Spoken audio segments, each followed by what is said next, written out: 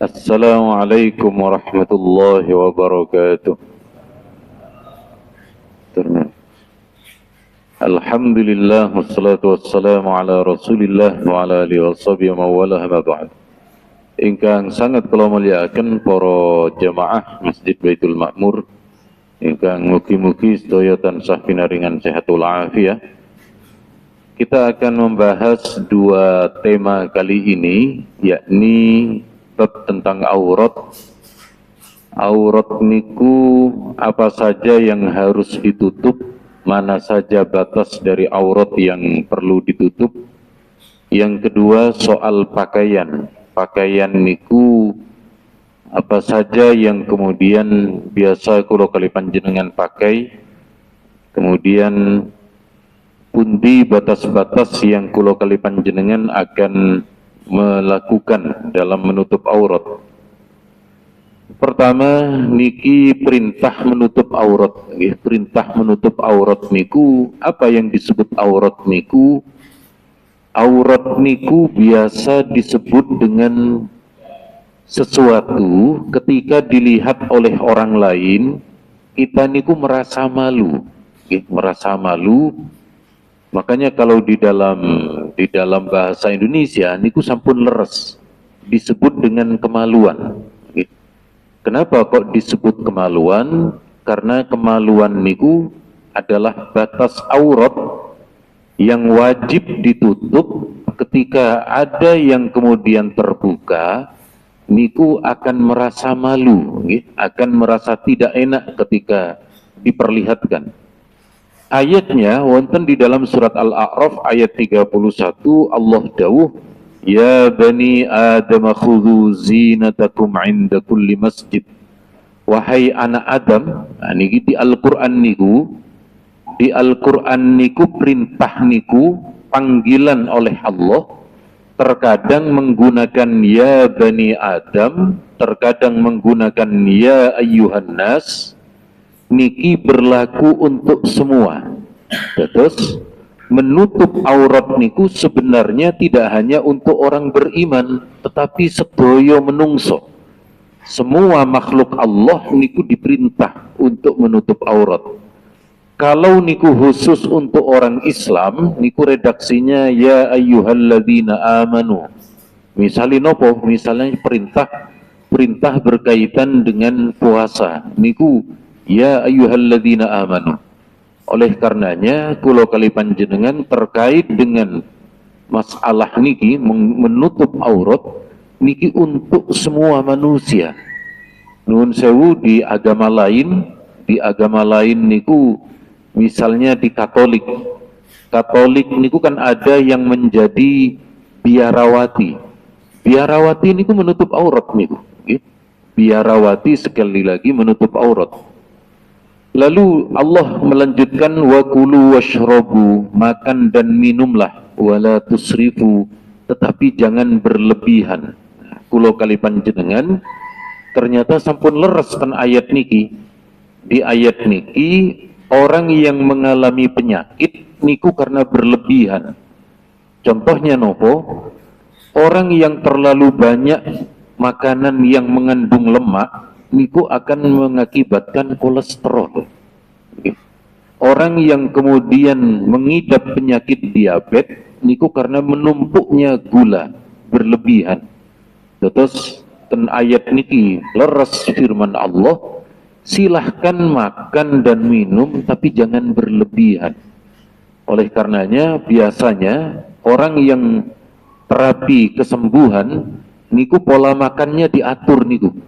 Pola makannya niku diatur, karbohidratnya diatur, nopo mawon niku kemudian ditakar. Kanten sampun leres dahunya Allah, kulu washrabu wala tusrifu. Saklajengipun niki juga sama, Allah memerintahkan untuk menutup, ya bani Adam qad anzalna alaikum libasa yuwari sawatikum warisha. Niki sama perintah untuk menutup aurat. Sinten yang pertama kali Nabi di zaman dulu yang menutup aurat dengan pakaian?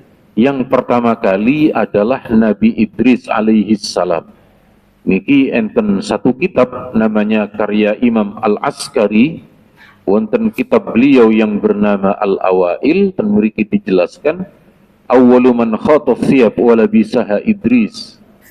Orang yang pertama kali menemukan sistem menjahit, orang yang pertama kali kemudian tahu menggunakan benang, lalu benang niku dirangkai menjadi pakaian, adalah Nabi Idris. Sebelum Nabi Idris, orang-orang zaman dulu niku menggunakan kulit hewan. Ada lagi yang menggunakan niki, yang menggunakan dedaunan.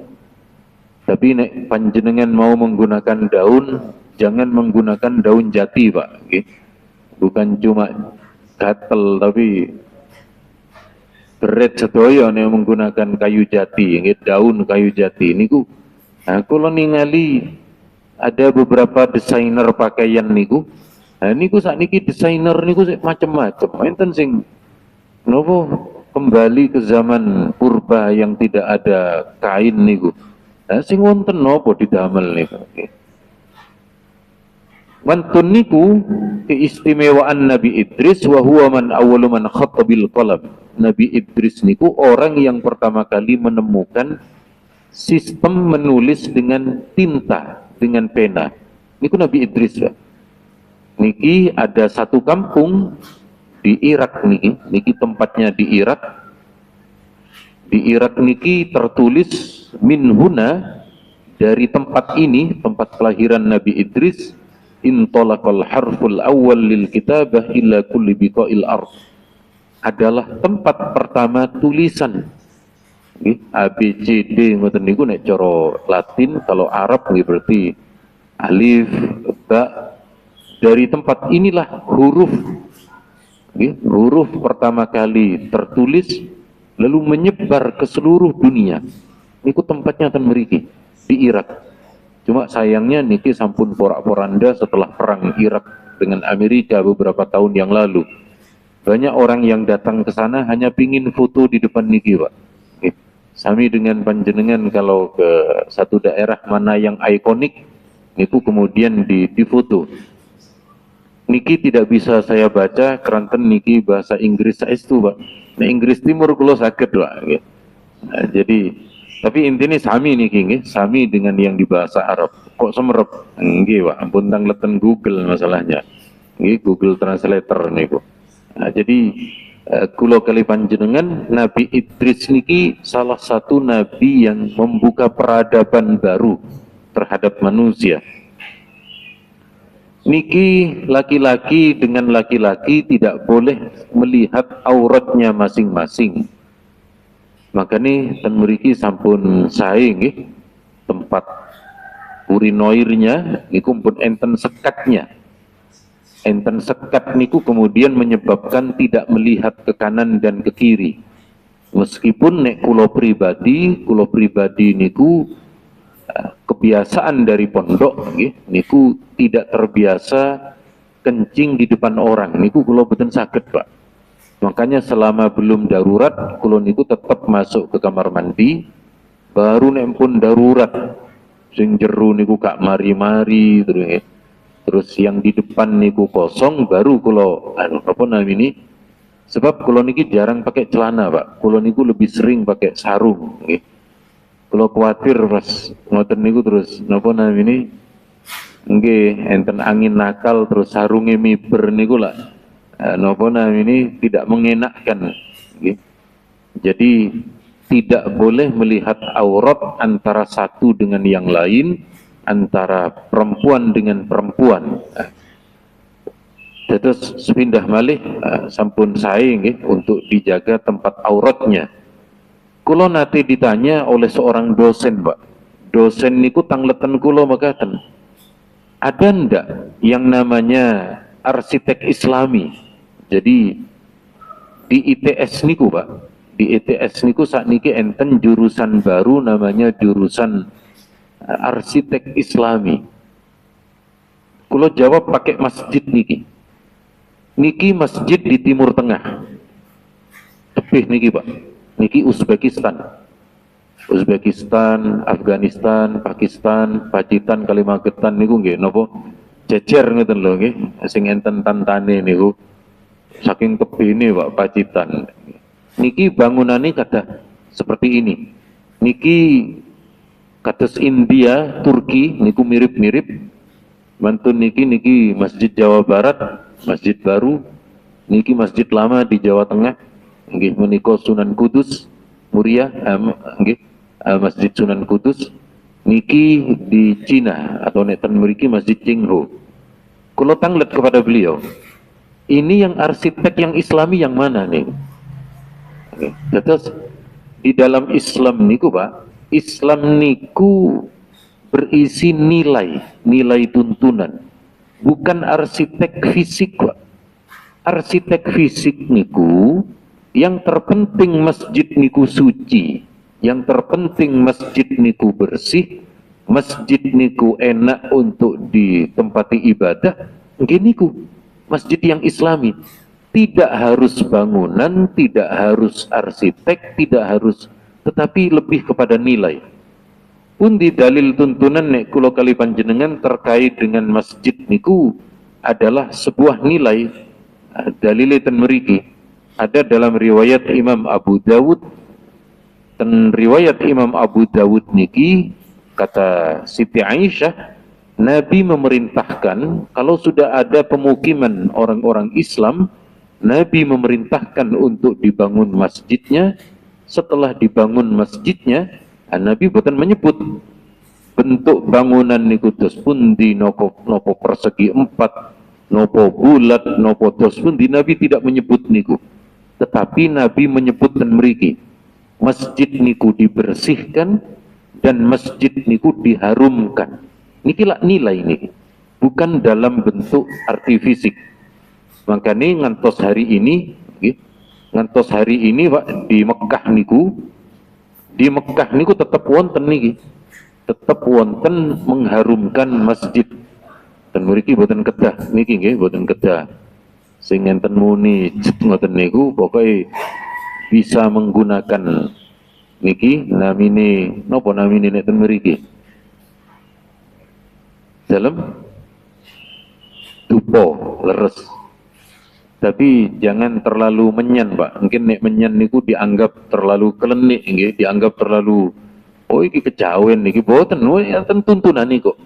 Nggih, jadi Nabi niku menginginkan niki pun saya masuk niku mungkin diparingi niku nggih, diparingi parfum bersih niku pun leres, pun sampun sesuai dengan tuntunan. Jadi sekali lagi masjid niku yang terpenting Pak, enten airnya, enten tempat bersucinya, enten tempat membuang najis, najis niku kemudian bisa dibersihkan, bisa disucikan, baru niku kemudian sampun sesuai dengan nilai-nilai yang ada di dalam Islam. Mantun niku Pak, terus pundi dengan batas aurat laki-laki.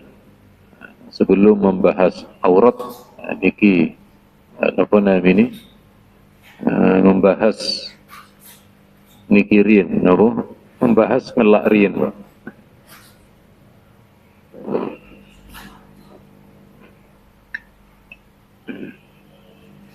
Hampir semua kebanyakan ulama mazhab mulai dari Imam Malik, mantun niku Imam Auza'i, Imam Abu Hanifah, Asy-Syafi'i, Abu Tsaur, dan beberapa imam yang lain, niku batas aurat laki-laki adalah antara lutut dengan pusat. Niku laki-laki Pak. Terus andaikan ada, andaikan ada orang ke masjid Pak, cuma sarungan tok boten kelamben Pak, niku secara fikih sah Pak. Tapi secara adat iki wong rotok boten genah niki. Oh, ten masjid boten kelamben. Jadi, tapi apapun itu panjenengan damel baju takwa monggo, panjenengan damel gamis pun saya, panjenengan menggunakan kaos pun leres. Yang terpenting kula kali panjenengan sampun menutup aurat. Niki sinten mawon niki imam niku kok kata leres. Di dalam Islam Pak, di dalam Islam niku nama-nama imam niku sebenarnya banyak. Kathah nama-nama imam yang ingin kulo sampaikan ten mriki supados kulo kali panjenengan sami sumerep bahwa ulama mazhab niku sebenarnya kathah. Kulo ulangi, sebenarnya imam-imam mazhab di dalam Islam niku jumlahnya ada 13, Pak. Nah, niki nama-nama imam enten Sufyan bin Uyainah, enten Imam Malik bin Anas, enten Hasan Al-Basri, Abu Hanifah, Sufyan Sauri, Al-Auza'i, Syafi'i, Laith bin Sa'ad, Ishaq bin Rahuwai, Abu Thawr, Ahmad bin Hanbal, Dawud Al-Zahiri, dan Ibnu Jarir. Ada 13 setidaknya mazhab niku, Pak. Lu kenapa kok tinggal 4? Niki yang eksis mampu bertahan cuma 4, Pak. Yang lain sampun punah nih. Yang lain niku pengikutnya sampun berkurang. Dan niki sampun lazim nggih. Panjenengan sami semerep di Surabaya niki dulu tahun 70-an niku kampus niku banyak. Nah, kemudian lambat laun ada beberapa kampus yang mengalami yang belum beruntung nggih, sehingga kemudian berkurang akhirnya tutup nggih, kampusnya. Nah, demikian halnya dengan imam-imam mazhab niki, pada akhirnya tinggal 4 nggih. Yang resmi, Pak, yang resmi niku tinggal 4. Sebenarnya masih ada imam-imam lain tapi tidak resmi. Di Jawa Timur niki riyen enten Imam Utomo nggih. Imam Utomo niku wonten niku Imam Nahrawi nggih, Imam Nahrawi. Di Madura niku ada satu imam lagi, Pak. Penyanyi dangdut Imam S. Arifin. Oh niku Imam Saestu niku nggih. Nah, jadi pada intinya mazhab niku kalau ditanya kenapa sih kok 4? Enggak harus 4. Sejarah mencatat yang mampu bertahan, yang tetap eksis, yang oleh pengikutnya terus disebarkan dan kemudian menjadi kenyamanan bagi penduduk masyarakat untuk menggunakan mazhab niku, nggih 4 mazhab niki. Kulo kebetulan, Pak. Kulo kebetulan nate ke Turki, kulo nate ke Taiwan mriki, tapi boten ke artisnya, tapi ten konco-konco niki TKI, dulu menyebut TKI, saat niki namanya PMI. Pekerja migran. Jadi mereka pun enten komunitas, mereka niku mengaji tiap bulan, Pak. Niku biasanya ngundang ustadz-ustadz niku. Kulo nate 2 tahun yang lalu. Jadi kulo mencoba ke beberapa negara niku, Pak. Kenapa mazhab Syafi'i niki kok ten Indonesia niki penak? Ternyata mazhab Syafi'i niku soal penggunaan air, mazhab Syafi'i niku perlu air yang melimpah, Pak. Lah Indonesia niki tempatnya. Indonesia niki tempatnya air. Coba jenengan ke Turki, panjenengan ke tempat lain. Sulit air niku, Pak. Maka di tempat-tempat lain niku make tisu. Jadi Allah niki pun ngatur, ngoten. Allah niki pun mengatur di mana mazhab Syafi'i tumbuh berkembang, di mana mazhab yang lain mengalami satu perkembangan. Nikum pun Allah nikum pun mendesain biologisnya, Pak. Napa ini sak tempatnya. Maka kalau kali panjenengan leres nggih, geografis leres sesuai dengan geografis. Kalau kali panjenengan mazhab Syafi'i ten Indonesia niki pun sekecok, nggih pun enten air pun napa muslim non muslim pun lingkungan ini pun masing-masing niku pun penak sak menika.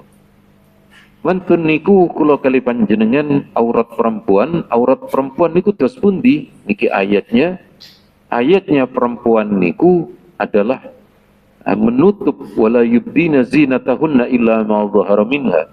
Perempuan itu menutup sekujur tubuhnya kecuali yang biasa nampak dilihat. Nopo penafsiran yang merah niki? Penafsirannya niki enten dalam kitab tafsir Imam Ibnu Katsir, sahabat Ibnu Abbas beliau dawuh yang dimaksud boleh diperlihatkan, boleh untuk tidak ditutup adalah wajah dan kedua telapak tangan. Niki bersumber dari sahabat Ibnu Abbas, bersumber dari Ibnu Umar, dari kalangan tabi'in enten Atha, enten Ikrimah, Sa'id bin Jubair lan sak piturutipun. Terus niki kula kali panjenengan kebiasaan niki menutup aurat ibu kita, saudara kita di lingkungan kita. Niku pun leres niku wajah dan telapak tangan sambil berproses untuk kemudian berupaya niki. Yang penting, Mbak, jangan sampai selama hidup tidak pernah menutup aurat, giliran nutup aurat niku mulai dari ujung kepala sampai ujung kaki niku ditutup sedoyo. Niku napa namine niku, Pak? Nah, niku pocong kayak ngafan niku lah. Makanya jangan kalau kali panjenengan nutup aurat niku seperti yang ada di dalam tuntunan. Atau jangan sampai tidak pernah ke masjid, tidak pernah berjamaah. Sekali berjamaah ke masjid langsung offset di depan imam, Pak. Niku napa namine kalau sholat berada di depannya imam niku. Sholat jenazah niku Kalau dalu nembe Kalau dalu niku di pondok Buduran niku baru ditemukan beberapa jenazah niku pun rontok, Pak, kulitnya. Pun napa namine pun membusuk. Niku pihak keluarga minta dimandikan. Medis kali beberapa pengurus pondok tidak mau memandikan. Dan ternyata leres.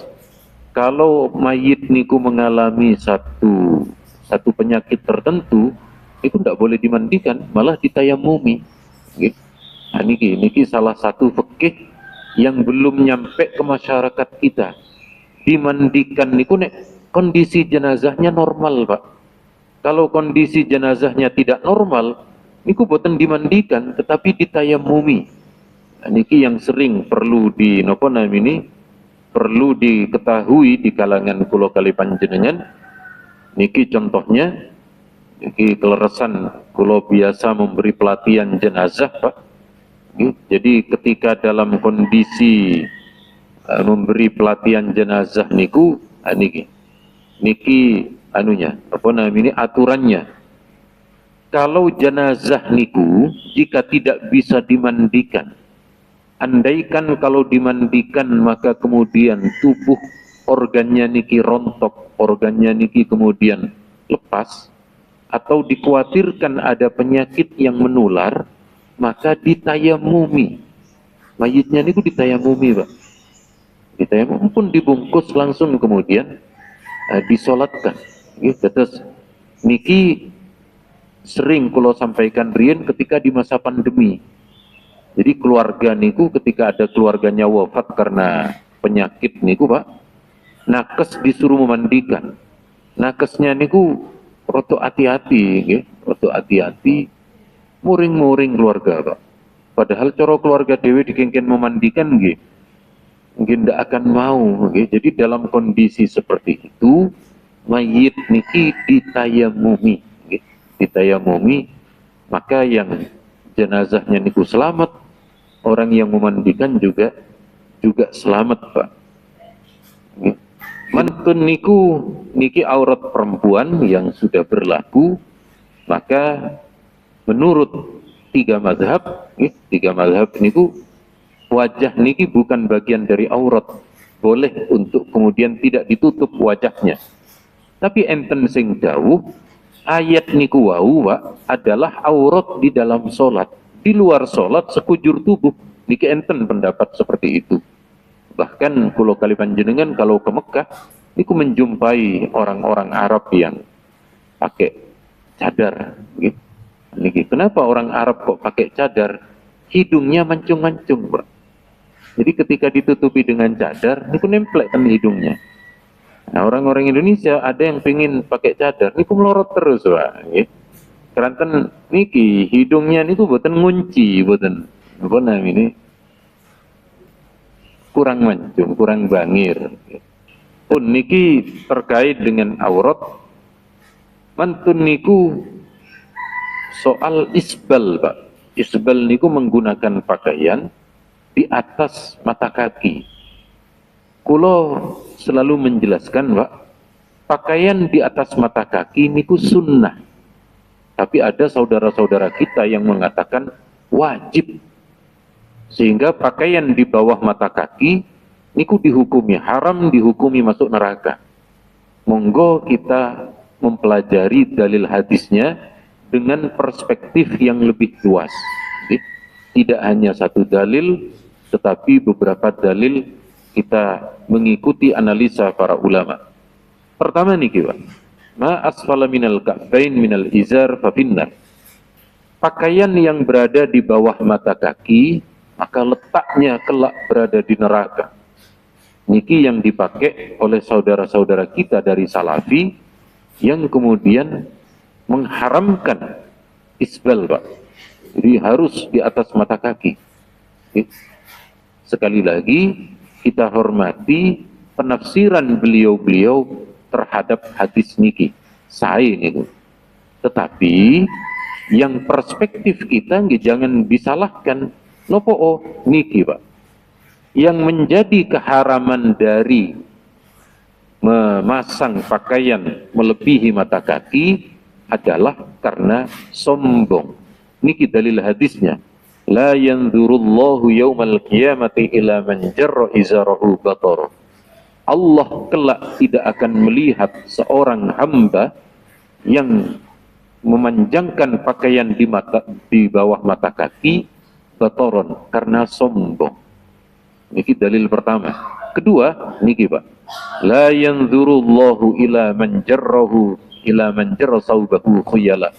Allah tidak akan melihat hambanya yang memanjangkan pakaiannya karena sombong. Betul sakit. Kalimat sombong betul sakit dibuat. Karena memang hadisnya niku enten redaksi bataron, enten redaksi khuyala. Bukhari Muslim, Pak. Niki lebih tegas lagi, enten kejadian sahabat Abu Bakar. Sahabat Abu Bakar niku, Pak, kalau pakai izar. Nopo izar niku? Izar niku pakaian di bawah pusar, Pak. Kalau pakaian di atas pusar niku namanya rida. Makanya bapak-bapak kalau umroh niku kan dapat dua kain. Ada kain yang letaknya di bawah pusar untuk diikat niku. Di lingkungan kita, izar niku namanya sarung. Bahasanya. Bahasa kita menyebut sarung. Pakaian di atas pusar, kata surban ngeten niki, namanya rida. Rida selendang. Jadi, sahabat Abu Bakar niki, Pak, kalau beliau memakai izar, kita menyebutnya pakai sarung, niku sarungnya sering melorot, Pak. Kecuali kalau dipegang. Kalau nggih mekaten, kalau tidak pakai sabuk, niki napa namanya enten penurunan ngoten niku, Pak. Napa penurunan niku? Niki pokoknya jangan dipeloroti ngoten mawon lagi. Niku terkadang enten gesekan-gesekan ten mriki, kecuali kalau ditarik maka ke atas lagi. Mantun niku dangu-dangu turun lagi. Nah, kata Nabi kepada Abu Bakar As-Siddiq, innaka lan tasna'a dzalika khuyala. Abu Bakar, pakaian panjenengan menjulur ke tanah Anda lakukan bukan karena sombong. Terus niki tidak bisa dihilangkan niki, kriteria sombong niki tidak bisa. Ada yang mengatakan, oh itu karena Abu Bakar kan tidak sama dengan kita. Kalau memang niku khusus pada Abu Bakar, mestinya Nabi mengingatkan. Tapi ingat, selain Abu Bakar tidak boleh. Dan nyatanya Nabi tidak. Nyatanya Nabi memberi keumuman. Karena berdasarkan keumuman itulah kulo kali panjenengan khuyala atau karena sombong niki tetap berlaku. Understand apa betul niki, Pak? Understand nggih? Kulo seneng kuliah subuh ten Baitul Makmur niku. Kalau kuliah subuh niku setiap kulo terangkan kata sing manggut-manggut niku remen kulo niku. Meskipun saya tidak tahu maksudnya manggut-manggut niku. Oh. Nah niki. Terus pundi dengan celana. Ten hadis niki, Pak, Nabi menyebut al-isbal fil izar wal gomis wal imamah. Nabi niku menyebut larangan isbal niku pada 3 pakaian. Napa mawon? Izar, sarung, Pak. Mantun niku gamis, mantun gamis surban. Ten mriki Nabi tidak menyebut celana. Nabi tidak menyebut celana. Kalau celana niku bagian dari isbal yang harus, mestinya Nabi niku menyebut sirwal. Tapi Nabi boten nyebut. Makanya bagi kulo kali panjenengan yang kita lihat, Pak, kiai-kiai kita niku nek sarungan di atas mata kaki, Pak. Tapi kalau pakai celana, maka kiai-kiai kita seperti pada umumnya. Tapi tetap kulo menghormati saudara-saudara kita yang pakai celana di atas mata kaki, sae niku. Tapi tolong yang lain jangan diharamkan. Saya boten saya kan niku, yang lain diharamkan, Pak. Maka kulo kali panjenengan monggo silahkan mengikuti dalil masing-masing yang menjadi pegangan kita. Enten ketegasan niki dari ulama Al-Azhar, tidak ada dalil sahih Nabi pernah pakai celana. Kalau pakai gamis, nggih. Kalau pakai izar, pakai. Tapi Nabi tidak memakai celana. Niku kata ulama yang mengatakan demikian. Tapi tetap kita menghormati. Kita menghormati saudara-saudara kita yang celananya niku isbal, saya niku. Saya silahkan, kita tidak pernah menyalahkan. Tetapi kita kan selalu dituduh, Pak. Itu isbal, itu neraka. Oh, sebentar dulu. Kita kalau pakai sarung di atas mata kaki. Tapi giliran celana, Nabi tidak melarang. Nabi tidak menyebut. Jadi Nabi niku melarangnya niku izar. Izar niku bukan celana, Pak. Izar niku pakaian panjang yang berada di bawah pusar. Sekali lagi, kulo kali panjenengan, silahkan.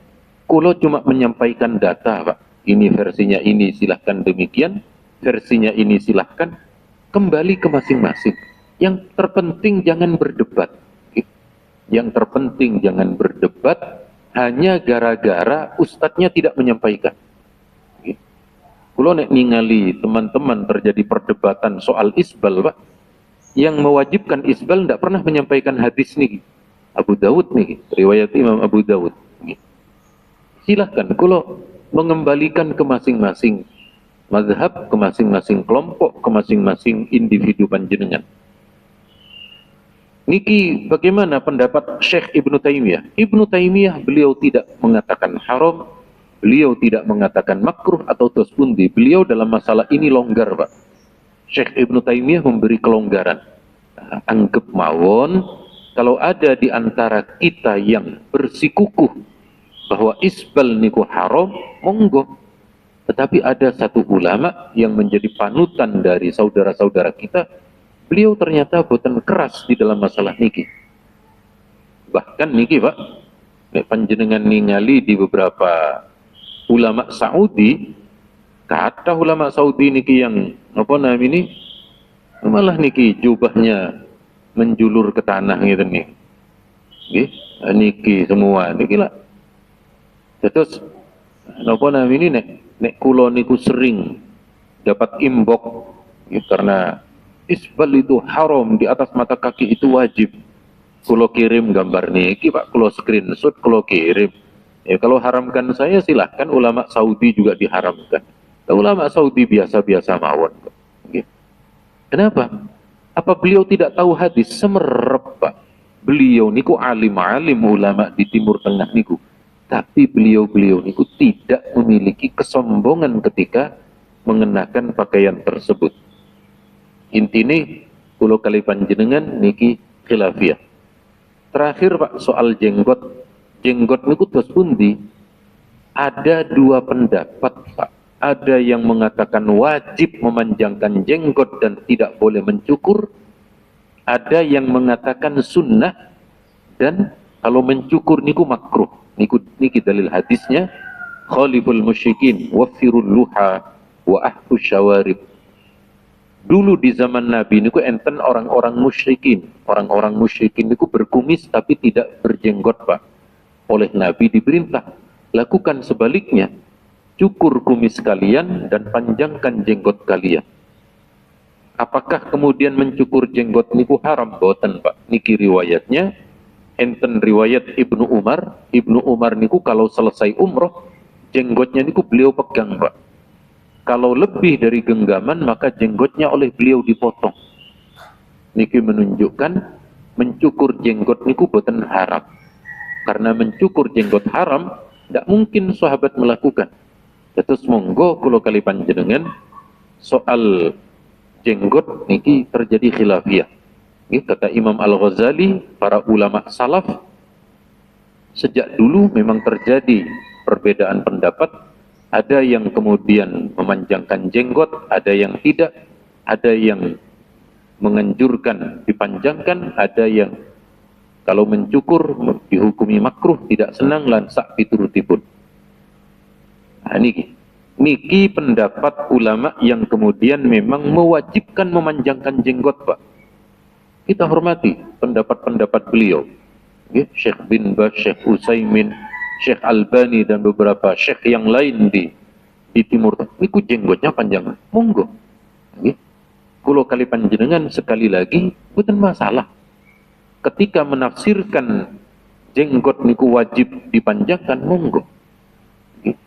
Panjenengan nggih mekaten. Tapi kalau ada di antara panjenengan yang mencukur jenggot nggih boten haram. Wong tadi enten sahabat yang tidak memanjangkan jenggot. Kulo niki, Pak.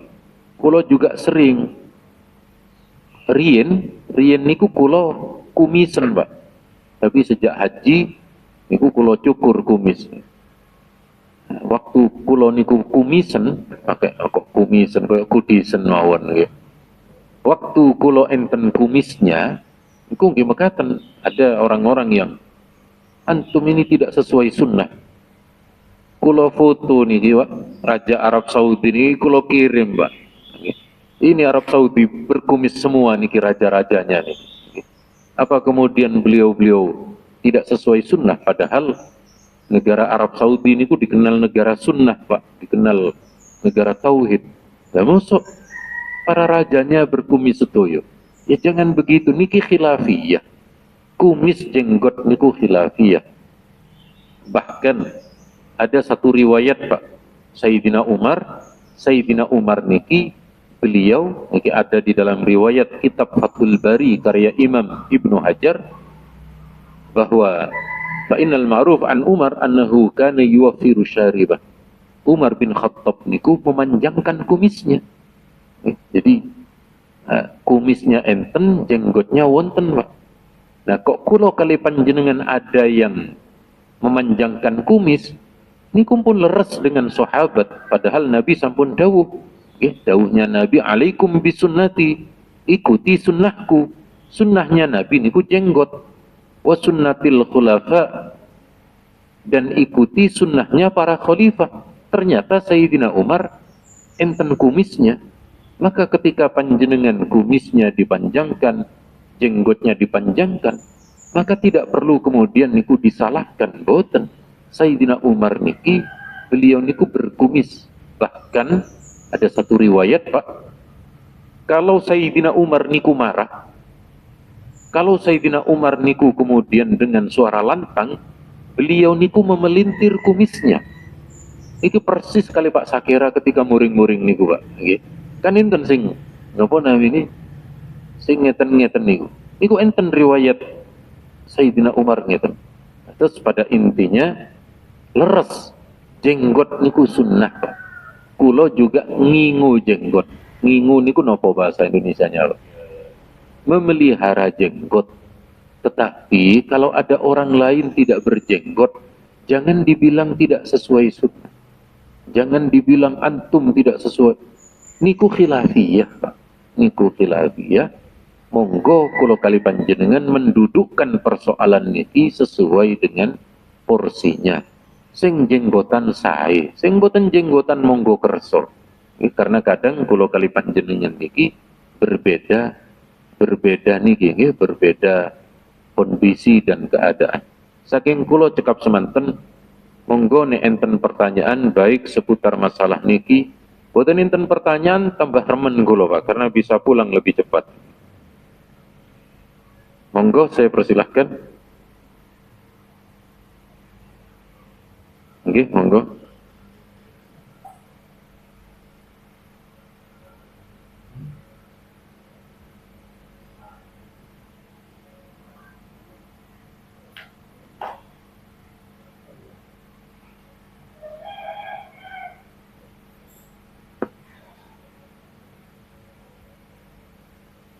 Nggih, saya persilahkan.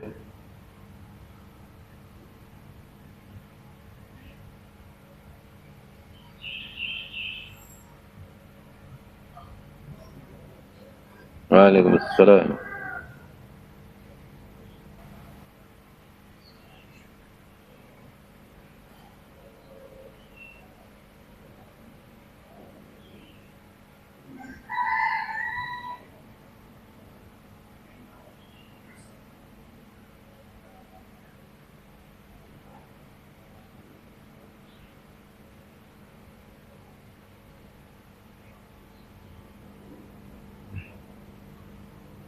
Assalam.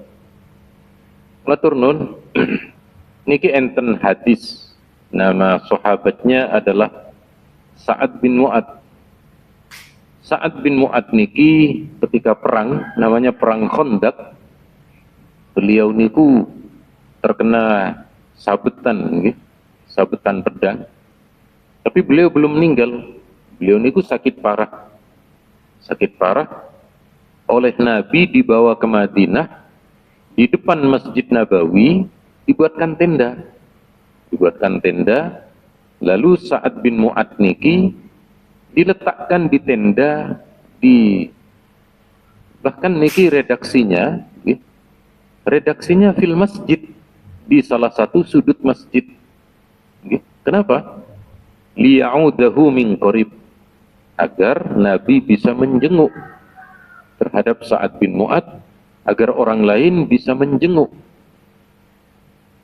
Para ulama mengatakan ini yang pertama kali di dalam Islam orang sakit niku dilokalisir. Saat niki namanya rumah sakit, hospital. Nah, jadi orang sakit niku tidak diletakkan di rumah, tetapi diletakkan di satu tempat yang terpisah dari orang lain. Lalu kemudian orang-orang yang ingin menjenguk agar bisa menjenguk sahabat niki. Artinya, andaikan ada seseorang atau ada aktivitas di masjid, selama aktivitas niku bermanfaat untuk orang lain, monggo boten napa-napa. Boleh mawon. Terus misalnya niki kan sosial niku, sosial dan kesehatan niki. Napa namanya PMI. Nek niki PMI Palang Merah Indonesia. Kalau tadi yang di luar negeri PMI Pekerja Migran Indonesia. Nek kulo sami PMI. Nopo? Penderita Migran Indonesia. Kulo niki sering nopo namanya? Sering kena penyakit migran. Khususnya tanggal 20 ke atas. Nek tanggal 25 kan sebelah kanan kulo migrannya. Kalau tanggal 27 pindah ke kiri. Kalau tanggal 30 migrannya munyer, Pak. Tapi nek tanggal mudangnya alhamdulillah napa rotok waras ngoten. Tapi mungkin balik tanggal. Jadi pada intinya di masjid niku melakukan satu aktivitas yang bermanfaat untuk orang lain niku kenging. Bagaimana dengan non muslim? Enten satu ayat, Pak. Ada satu ayat yang sampai hari ini para ulama kita terus terjadi perdebatan. Terjadi perdebatan niki terkait dengan larangan. Sekedap niki ada satu ayat niki tentang larangan ke Masjidil Haram. Ayatnya niku adalah tentang Masjidil Haram. Sekedap kula Supi ayatnya niki ayatnya. Innamal musyrikuna najasun fala yaqrabul masjidal haram ba'da 'amihim hadza. Orang-orang musyrik, orang-orang penyembah selain Allah niku najis, tapi bukan najis fisik. Najisnya niku najis keyakinan. Ai fil i'tiqad makatan. Buktinya fisik mereka tidak najis, kalau kita bersalaman kan kita tidak mencuci, bukan. Najis niku najis keyakinannya. Maka fala yaqrabul masjidil haram, janganlah orang-orang musyrik itu masuk ke Masjidil Haram. Ayat niki Pak khusus larangan non muslim masuk ke wilayah Masjidil Haram. Kalau selain Masjidil Haram boten napa-napa. Kula nate ke jenengan nate ten Singapura napa boten, Pak? Kula nate sekali nggih ke Singapura. Di Singapura niku kula niku kranten sarungan, Pak. Masuk ke imigrasi kula tertahan, Pak. Kula tertahan lama. Kula pun dibilang oleh guide, pokoknya Anda tenang, masuk Anda tenang, jangan ekspresi orang. Akhirnya kula tenang, Pak. Mantun niku petugasnya niku perempuan. Mau tinggal di mana di sini? Kulo dikira mau Bambung dan beriku, Pak. Dikira mau Bambung, pun enggak, saya ke saat niku ke masjid niku ke Masjid Habib Nuh namanya. Pada intinya orang Singapura ini kita nggak. Anda bawa uang berapa ke sini? Saat niku kulo baru punya ATM enten logo Bank Internasional. Langsung kelotok nawa. Ada jutaan di sini kata saya. Niku langsung ACC masuk. Ya, jadi napa ini orang Singapura niku dikira orang sarungan niki kacengi Bambung dan mereka kacengi napa ini kacengi ngemis. Akhirnya kulo padahal betul enten yotrone niku Pak anu netok Pak. Enten yotrone tapi yotrone organisasi gitu. Tapi kan yang penting kan menang gedak Pak ya. Wong Surabaya niku kan sing penting gertakannya gitu. Ini uang di sini banyak. Tapi roti tinggali terus kula makaten. Nah di Singapura niku enten Masjid Sultan. Niku masjid wisata niku Pak. Sing muslim masuk, yang non muslim kalau niku tidak menutup aurat diparingi niku. Nggih, diparingi. Artinya tidak hanya di Indonesia, di berbagai daerah, di berbagai kota niku non muslim niku boleh masuk ke masjid gini sakit, tapi kan boten ngantos mriki kan nggih, paling kan nggih ten ruangan pundi paling ten mriki ngoten niku. Jadi larangan orang non muslim ke masjid dan ayat niki hanya berlaku di Masjidil Haram. Terus pundi memakmurkan masjid dengan menggunakan uang infak. Oke, sekedap. Terus ngeten. Niki enten beberapa hal, okay. Enten beberapa hal terkait dengan niku. Nah, niki. Terus pun di penggunaan kas masjid. Kas masjid niku boleh digunakan untuk kemaslahatan masjid, untuk kebaikan yang kembali kepada jamaah masjid. Bahkan ten hadis bahkan ten pendapat ulama niki Al-Qayyim, di bahasa kitab niku namanya Al-Qayyim, Pak. Kalau di Indonesia namanya takmir, pengelola niku. Maka dianjurkan bagi pengelola masjid niku untuk menyediakan apa yang kira-kira disenangi oleh jamaah. Terus niki nek sakit jangan cuma yang disenangi ustadznya mawon. Yang disenangi ustadznya kan nggih wedang niki nggih. Terus nek sakit jamaahnya juga enten, napa? Nggih napa. Nah, tapi biasanya mangke nggih, mangke niku. Mantun niku nggih. Yang terpenting niki mimma yuraghibu nahwal musallin, yang terpenting uang niku kembali ke jamaah, kembali ke warga masjid, bisa digunakan, bisa dinikmati bersama, niku boleh selama biaya niku ada kelebihan dari biaya renovasi. Oh mriki kubai tasik saya, mriki lintuni saya. Monggo hal-hal yang lebih niku untuk digunakan para jemaah. Sementara untuk niki nopo ini untuk nopo wow donor darah niku kan ki untuk kesehatan jemaah kan niku. Antun niku enten nopo yang terpenting wak kulo kali panjenengan niki justru panjenengan bisa menyalurkan dengan banyak kegiatan niku bagian dari memakmurkan masjid. Jangan sampai masjid pinggir embong niku dengan bangga mengumumkan saldo uang masjid 100 juta, binjenge malih 100 juta. Berarti betul didamel niki elektronik. Jadi dikira masjid niku tempat penitipan uang, bukan. Masjid niku tempat menyalurkan amal yang bisa dinikmati oleh para jamaah. Sing penting setunggal, nopo? Laporan, Pak. Laporan penggunaan. Ini kan pun laporan sedoyo. Enten pertanggungjawaban niku sampun saya. Niki memang bukan Sumatera Barat, niki Jawa Timur, Pak.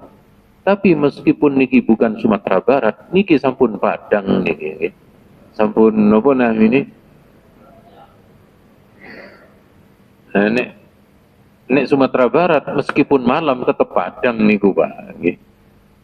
Terus tasik perlu dilanjut napa sampun cekap niki? Setunggal malih monggo sampai setengah 6 niki batasnya. Setengah 6, setengah 7. Anggih setengah 6. Setunggal atau kali, monggo. Sudah.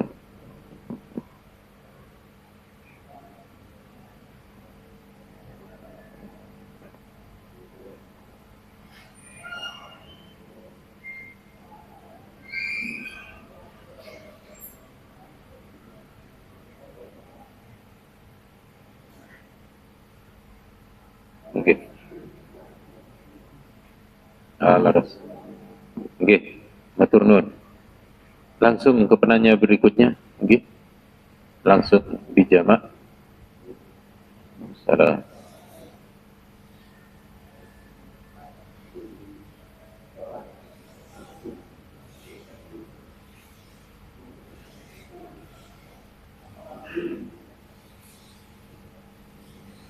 Matur nuwun. Jadi kulo kali panjenengan pertama yang dimaksud di dalam menutup aurat niku yang dimaksud telapak tangan, telapak tangan atau tangan. Nek telapak tangan karena mung niki, niki disebut al-kaffain, leres. Sahabat Ibnu Abbas niku dawuh niki. Pancen beliau mengatakan telapak tangan. Maka perempuan niku nek versi beliau niki kadosten salat niku. Kadosten salat niku punggung merikinya tertutup. Bagian depannya terbuka. Tetapi kula kali panjenengan ngeten niki kan kangelan, Pak. Jenengan beli baju ten mall, enten apa boten sing setelan langsung kados mungkin apa roto-roto nggih pun ngeten. Nah, jadi ketika kemudian kula kali panjenengan yang dimaksud ten mriki bukan cuma sekedar telapak tangan, tapi maksudnya pergelangan tangan. Terus leres. Niki enten kata Imam Ahmad diperbolehkan melihat aurat perempuan, maksudnya niku sebatas wajah dan tangan. Nah, niki ten mriki napa namanya Imam Ahmad niku lebih terang tangan dan kaki. Tangan dan kaki. Nah, pada intinya leres niku dipertegas adalah tangan. Mantun niku bagaimana dengan orang yang memakai pakaian yang di belakangnya niku bertuliskan atau enten motif atau enten nopo mawon leres. Niki bagian dari anjuran kulo kali panjenengan kalau ke masjid niku tidak memakai pakaian yang kira-kira terlalu mencolok, Pak. Tapi nek sebatas pakaian yang lumrah dipakai, kados batik niku kan pun lumrah. Terus seragam niku pun lumrah. Yang terpenting tidak terlalu mencolok. Niki Rasulullah niku pernah sholat. Beliau niku di rumahnya Aisyah. Di rumahnya Aisyah niku enten kelambu, Pak. Enten tirai.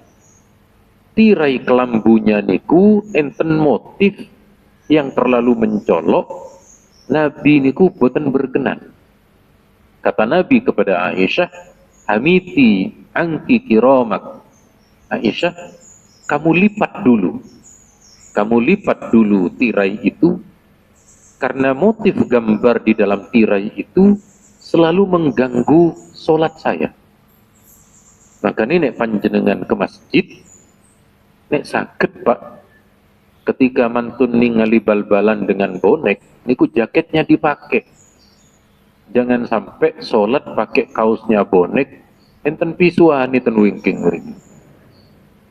Niku sing sholat iki ngejak pisuan napa ngejak yok nopo, nggih. Niku jangan, nggih, jangan sing terlalu mencolok, nggih, ya. Terus nek enten surban nggih, ditutupi surban, nggih. Jadi pada intinya kula kali panjenengan ketika ke masjid, ketika sholat, kalau pakaian niku sewajarnya, pakaian warna-warna ya, niku monggo. Tetapi nek sampai kados nopo namine caci maki nopo niku saged tulisan-tulisan niku kula kali panjenengan ditutupi, nggih, ditutupi atau terus pundi yang sekira tidak atau paling belakang, nggih. Wah, ini saya pakai pakaian yang banyak tulisannya supaya orang tidak terganggu, sholatnya di soft paling belakang. Lah kok ternyata tasik enten ten wingkinge malih, nggih pun niku nasibe sing paling buri niku. Saking kula cekap semanten, Pak, niki sampun 5:30, sampun isyraq. Saya doakan insyaallah beberapa PowerPoint mangke kula kirim ke takmir untuk bisa dibaca sekaligus bukti bahwa yang kita kaji niku enten dalilnya, Pak. Makanya kula selalu pakai PowerPoint supaya panjenengan bisa melihat, bisa membaca secara langsung. Cekap semanten nyuwun ageng pangapunten, subhanakallahumma wa bihamdika asyhadu an la ilaha illa anta astaghfiruka wa atubu ilaik. Hadanallahu wa iyyakum ajmain. Wassalamualaikum warahmatullahi wabarakatuh.